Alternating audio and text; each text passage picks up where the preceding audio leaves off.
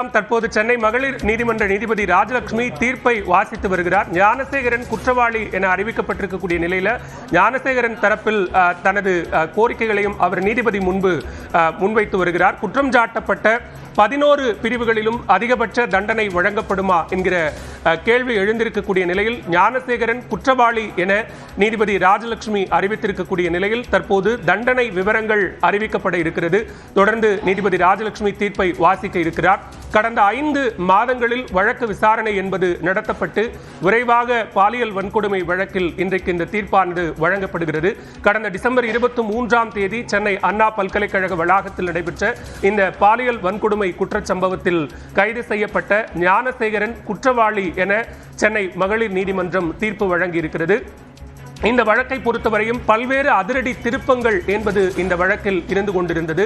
இந்த வழக்கில் குற்றம் சாட்டப்பட்ட ஞானசேகரன் மட்டும்தான் குற்றவாளியா, அவரை சார்ந்து வேறு யாரேனும் அவருக்கு உடந்தையாக இருக்கிறார்களா என்கிற பல கேள்விகள் எழுந்திருந்தது. அதே நேரத்தில் இந்த வழக்கை சிபிஐக்கு மாற்றி விசாரணை நடத்த வேண்டும் என்கிற கோரிக்கைகள் எழுந்து அது சென்னை உயர்நீதிமன்றத்தில் வழக்காக தாக்கல் செய்யப்பட்ட நிலையில் சென்னை உயர்நீதிமன்றம் இந்த வழக்கை பொறுத்தவரைக்கும் சிறப்பு புலனாய்வு குழு ஒன்றை அமைத்து அந்த குழு விசாரணையை நடத்த வேண்டும் என்று உத்தரவிட்டது.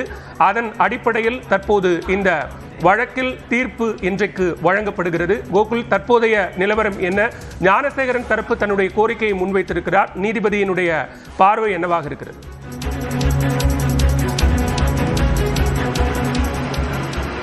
நீதிபதி ராஜலட்சுமி இந்த வழக்கில் ஞானசேகரன் தான் குற்றவாளி என்ற தீர்ப்பு வழங்கியிருக்கக்கூடிய நிலையில ஞானசேகரன் நீதிபதி முன்பு கோரிக்கைகளை முன்வைத்து வருகிறார். தன்னுடைய தொழில் பாதிக்கும் வகையில தன்னுடைய வங்கி கணக்குகளை எல்லாம் முடக்கி வைத்திருக்கிறார்கள், அதை நீக்க வேண்டும் என்ற ஒரு கோரிக்கையை முன்வைத்திருக்கிறார்.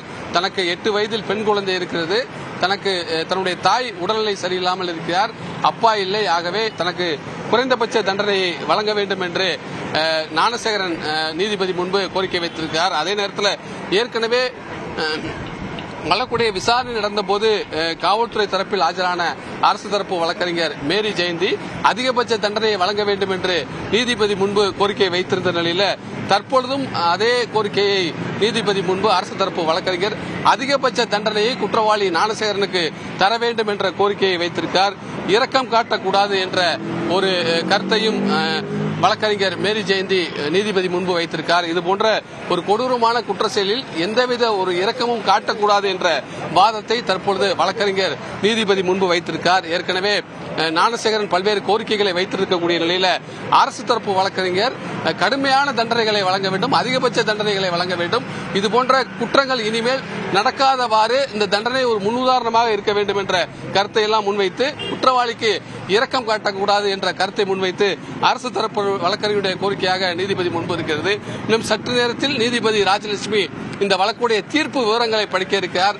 ஏற்கனவே குற்றவாளி என்று ஏற்கனவே தீர்ப்பு வழங்கியிருக்கக்கூடிய நிலையில் இந்த வழக்கில் அதிகபட்ச தண்டனையானது வழங்கப்படும்.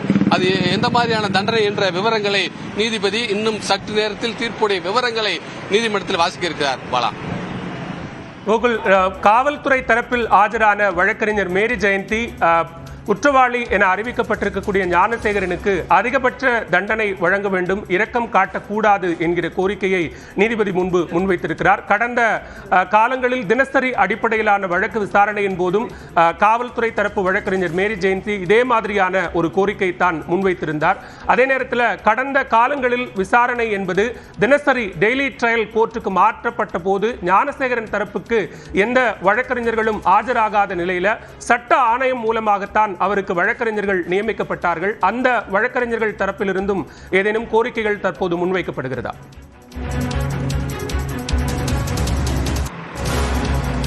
நிச்சயமாக, அதாவது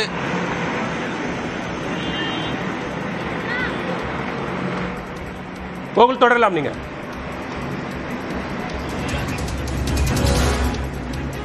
ஞானசேகரன் தரப்பு வழக்கறிஞர்கள் ஏற்கனவே நீதிபதி முன்பு பல்வேறு வாதத்தை முன்வைத்தார்கள். அதாவது காவல்துறை சந்தேகத்தின் அடிப்படையிலேயே ஞானசேகரன் மீது வழக்கு பதிவு செய்திருக்கிறார்கள், எந்தவித ஆதாரமும் இந்த வழக்கில் இல்லை, அறிவியல் பூர்வ ஆதாரங்கள் எதுவும் நிரூபிக்கப்படவில்லை, ஆகவே இந்த வழக்கிலிருந்து ஞானசேகரனை விடுதலை செய்ய வேண்டும் என்ற ஒரு கோரிக்கையை, ஒரு வாதத்தை ஞானசேகரன் தரப்பு வழக்கறிஞர்கள் முன்வைத்தார்கள். இதற்கு முன்பாக எந்தவித ஆதாரம் இல்லாமல் இந்த வழக்கு என் மீது தொடுக்கப்பட்டிருப்பதால் இந்த வழக்கை ரத்து செய்ய வேண்டும் என்று ஞானசேகரன் தரப்புல ஏற்கனவே ஒரு மனுவானது தாக்கல் செய்யப்பட்டது. அந்த மனுவை நீதிபதி தள்ளுபடி செய்திருந்தார்.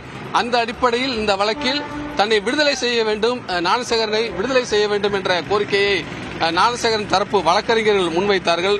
குறிப்பாக அந்த வழக்கறிஞர் கோதண்டராமன் உள்ளிட்டவர்கள் இந்த வழக்கில் ஜெயபிரகாஷ் நாராயணன், கோதண்டராமன் இருவரும் ஞானசேகரனுக்காக ஆஜரானார்கள். அவர்கள் இந்த வழக்கில் ஞானசேகரன் குற்றவாளி இல்லை, அவர் எந்தவித ஒரு தவறும் செய்யவில்லை, சந்தேகத்தின் அடிப்படையிலேயே கைது செய்யப்பட்டிருக்கார், அவர் மீதான குற்றங்கள் நிரூபிக்கப்படவில்லை என்ற வாதத்தை முன்வைத்தார்கள். ஆனால் அதையெல்லாம் நீதிபதி ஏற்றுக்கொள்ளவில்லை. ஞானசேகரன் தான் குற்றவாளி என்ற தீர்ப்பை தற்பொழுது வழங்கியிருக்கிறார். தொடர்ந்து இணைப்பில் இருங்க. தற்போது நீதிபதி ராஜலட்சுமி சில முக்கியமான கேள்விகளை எழுப்பியிருக்கிறார்.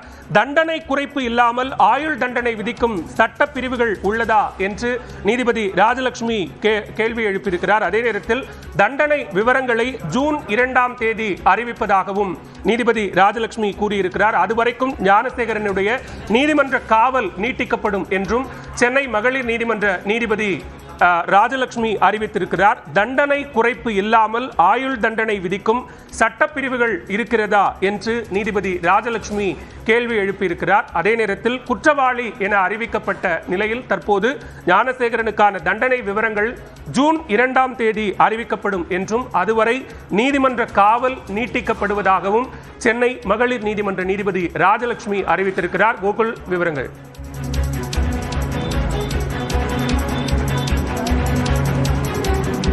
தற்பொழுது இந்த வழக்கில் தண்டனை விவரங்கள் ஜூன் மாதம் 2ஆம் தேதி வழங்கப்படும் என்று நீதிபதி ராஜலட்சுமி தெரிவித்திருக்கிறார். ஏற்கனவே ஞானசேகரன் தரப்பில் குறைந்தபட்ச தண்டனை வழங்க வேண்டும் என்ற கோரிக்கையை முன்வைத்திருக்கக்கூடிய நிலையில தண்டனை குறைப்பு இல்லாமல் ஆயுள் தண்டனை விதிக்கும் சட்டப்பிரிவுகள் உள்ளதா என்று நீதிபதி அரசு தரப்பு வழக்கறிஞரிடம் கேள்வி எழுப்பியிருக்கிறார். அந்த அடிப்படையில் தற்பொழுது தீர்ப்புடைய விவரங்களை ஜூன் 2ஆம் தேதி வழங்குவதாக நீதிபதி தெரிவித்திருக்கிறார். தொடர்ந்து அதுவரை ஞானசேகரனை நீதிமன்ற காவலை நீட்டித்து உத்தரவானது பிறப்பிக்கப்பட்டிருக்கிறது. 11 பிரிவுகள் கீழ் ஏற்கனவே சிறப்பு புலனாய்வு குழு விசாரணை நடத்தி இருந்த நிலையில 11 பிரிவுகளிலையும் இந்த குற்றம் நிரூபிக்கப்பட்டிருக்கிறது. அந்த அடிப்படையில் 11 பிரிவுகளையும் அவர் குற்றவாளி என அறிவிக்கப்பட்டிருப்பதால் அதிகபட்ச தண்டனை வழங்க வேண்டும் என்று அரசு தரப்பு வழக்கறிஞர் கோரிக்கையை முன்வைத்திருக்கக்கூடிய நிலையில தீர்ப்புடைய விவரங்களை ஜூன் 2ஆம் தேதி அறிவிப்பதாக சிறப்பு மகளிர் நீதிமன்ற நீதிபதி ராஜலட்சுமி தெரிவித்திருக்கார். முக்கியமாக கோகுல், இந்த வழக்கில் இன்றே தண்டனை விவரங்கள் அறிவிக்கப்படும் என்று எதிர்பார்க்கப்பட்ட நிலையில முதன்மை குற்றவாளியாகவும் ஞானசேகரன் அறிவிக்கப்பட்டிருக்கிறார். அவருக்கான தண்டனை விவரங்கள் என்பது ஜூன் 2ஆம் தேதி அறிவிக்கப்படும் என சென்னை மகளிர் நீதிமன்ற நீதிபதி ராஜலட்சுமி அறிவித்திருக்கிறார். அதே நேரத்தில் மிக முக்கியமான ஒரு கேள்வியையும் அவர் எழுப்பியிருக்கிறார். குற்றம் சாட்டப்பட்ட 11 பிரிவுகளிலும் அவர் குற்றவாளி என அறிவிக்கப்பட்டிருக்கக்கூடிய நிலையில ஆயுள் தண்டனை விதிக்கப்படுவதற்கான வாய்ப்புகள் இருக்கிறதா என்கிற கேள்வி நீதிபதி மிக முக்கியமாக எழுப்பியிருக்கிறார். ஏற்கனவே கடந்த காலங்களில் பாலியல் வன்கொடுமை வழக்குகள் உள்ளிட்டவற்றில் அளிக்கப்பட்ட தீர்ப்புகளை ஒட்டி இந்த தீர்ப்பு அமையுமா என்கிற கேள்வியும் எழுந்திருந்தது. அதன் அடிப்படையிலான ஒரு தண்டனை குற்றம் சாட்டப்பட்ட ஞானசேகரனுக்கு கிடைக்குமா என்கிற கேள்வியும் எழுந்திருந்த நிலையில் அவர் 11 பிரிவுகளிலும் குற்றவாளி என அறிவிக்கப்பட்டிருக்கிறார். ஆனால் அவருக்கான தண்டனை விவரங்கள் என்பது ஜூன் 2ஆம் தேதி அறிவிக்கப்படும் என்றும் கூறப்பட்டிருக்கிறது. அதுவரை அவர் நீதிமன்ற காவலில் நீட்டிக்கப்பட வேண்டும் என்கிற உத்தரவையும் சென்னை மகளிர் நீதிமன்ற நீதிபதி ராஜலட்சுமி பிறப்பித்திருக்கிறார். அதே நேரத்தில் இந்த தீர்ப்பு குற்றவாளி என அவர் அறிவிக்கப்பட்டதற்கு பிறகாக ஞானசேகரன் தன்னுடைய தரப்பிலிருந்து சில கோரிக்கைகளை நீதிபதி முன்பு முன்வைத்தார். அதே போன்று காவல்துறை தரப்பில் ஆஜரான வழக்கறிஞர் மேரி ஜெயந்தி குற்றம் சாட்டப்பட்ட நபருக்கு அதிகபட்ச தண்டனையை வழங்க வேண்டும், எந்த விதத்திலும் அவருக்கு இரக்கம் காட்டக்கூடாது என்கிற தன்னுடைய தரப்பு கோரிக்கையையும் மேரி ஜெயந்தி முன்வைத்திருந்தார். இந்த நிலையில்தான் தற்போது நீதிபதி ராஜலட்சுமி மிக முக்கியமானது ஒரு கேள்வியை எழுப்பி தண்டனை விவரங்களை ஜூன் 2ஆம் தேதி அறிவிப்பதாக கூறியிருக்கிறார்.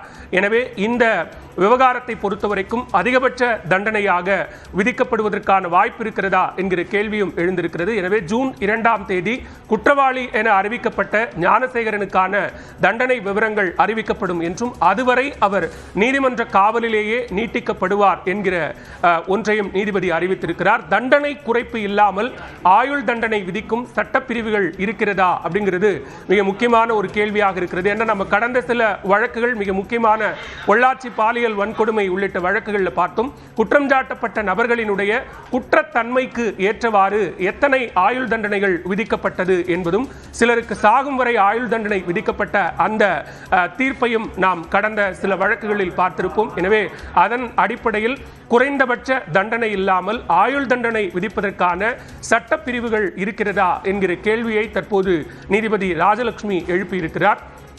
எனவே ஜூன் 2ஆம் தேதி இந்த வழக்கில் தண்டனை விவரங்கள் அறிவிக்கப்படும் என்கிற முக்கியமான அறிவிப்பையும் தற்போது நீதிபதி அறிவித்திருக்கிறார். ஒரு பல்கலைக்கழக வளாகத்திற்குள் நுழைந்து காட்டுமிராண்டித்தனமான குற்றத்தை அவர் புரிந்திருக்கிறார். இது அரிதிலும் அரிதான வழக்கு.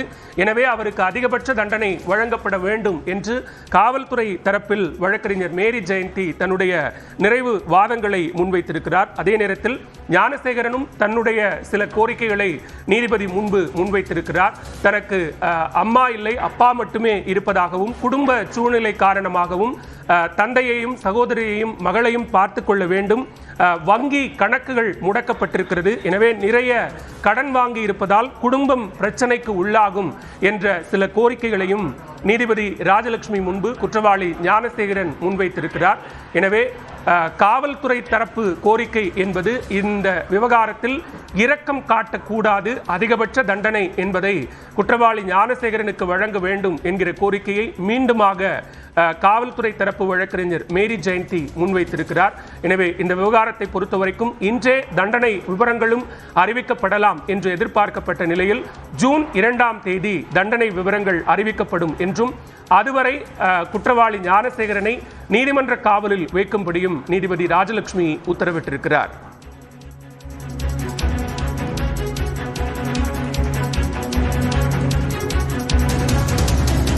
கோகுல், தொடர்ந்து ஞானசேகரன் தரப்பிலும் காவல்துறை வழக்கறிஞர் தரப்பிலுமாக சில கோரிக்கைகள் என்பது நீதிபதி முன்பு முன்வைக்கப்பட்டிருக்கிறது. அந்த விவரங்களையும் பதிவு செய்யலாம்.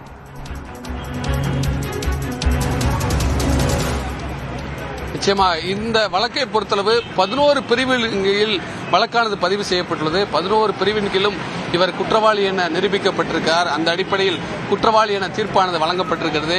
இவர் மீது இரக்கம் காட்டக்கூடாது, அதிகபட்ச தண்டனையை வழங்க வேண்டும். ஒரு பல்கலைக்கழக வளாகத்திற்குள் அத்துமீறி நுழைந்து காட்டுமிராண்டித்தனமாக இந்த குற்றத்தை அவர் புரிந்திருக்கிறார். இந்த வழக்கானது அரிதிலும் அரிதான வழக்கு என்ற வாதத்தை அரசு தரப்பு வழக்கறிஞர் முன்வைத்திருக்கார். அந்த அடிப்படையில் ஞானசேகரனுக்கு இரக்கம் காட்டாமல் இந்த குற்றவாளிக்கு அதிகபட்ச தண்டனையை வழங்க வேண்டும் என்ற ஒரு வாதத்தை அரசு தரப்பு வழக்கறிஞர் மேரி ஜெயந்தி நீதிபதி முன்பு வைத்திருக்கார். அதே நேரத்தில் ஞானசேகரனும் நீதிபதி முன்பு பல கோரிக்கைகளை முன்வைத்திருக்கார். தனக்கு குறைந்தபட்ச தண்டனை வழங்க வேண்டும், தன்னுடைய குடும்பத்தை கருத்தில் கொண்டு அந்த குறைந்தபட்ச தண்டனை வழங்க வேண்டும் என்ற அவர் கோரிக்கையை முன்வைத்திருக்கார்.